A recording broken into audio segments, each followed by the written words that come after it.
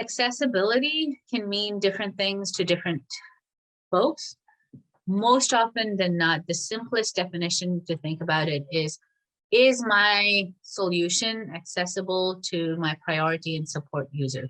When thinking about accessibility, most people default into those with disabilities, whether cognitive or physical disabilities. Through the COVID pandemic, I think the emphasis on the digital divide has surfaced again, right? So think about accessibility, not just in terms of, is this solution usable by those with disabilities or multilingual persons or people with different levels of knowledge, but also, is it available at a reasonable cost for your primary user? Not for your own balance sheet, but for your primary user. Is it reasonable?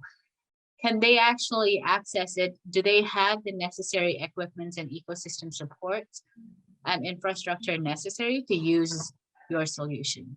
The framework that I'd like us to kind of touch on is the POUR framework, which is thinking about accessibility in terms of whether it's perceivable, like can everyone access it, receive it, hint, connect back to usability. You want a diverse sample group for usability.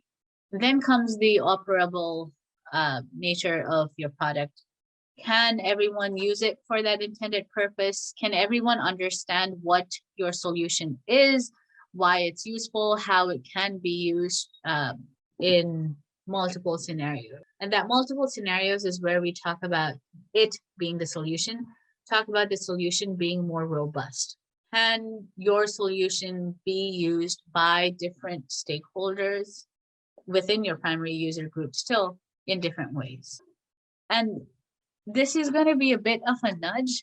When you're thinking about accessibility, very, very often it becomes a checklist kind of thing, right? It falls into the compliance mode where you're like, oh, I need to make sure that I don't get into legal trouble for this. It's a staircase in Canada that was once touted as, oh, look at mine is, there's a ramp, there's a built-in ramp, and there's a built-in step. This is so awesome. And I think they're called like a stairs ramp, and they kind of started getting popular until someone kind of started slamming them down, saying technically they comply with requirements for stairs.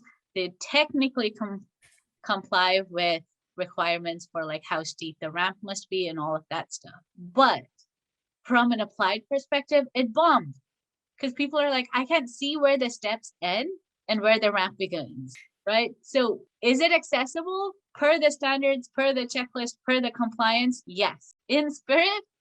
No.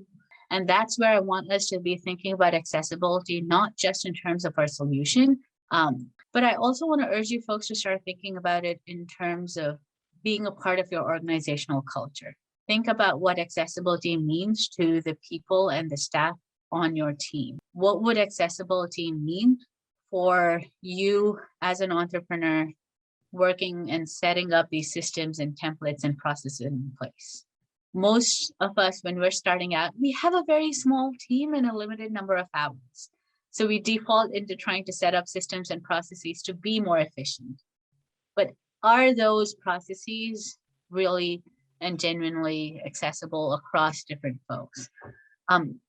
What does accessibility look like across your solution, your team, and the process?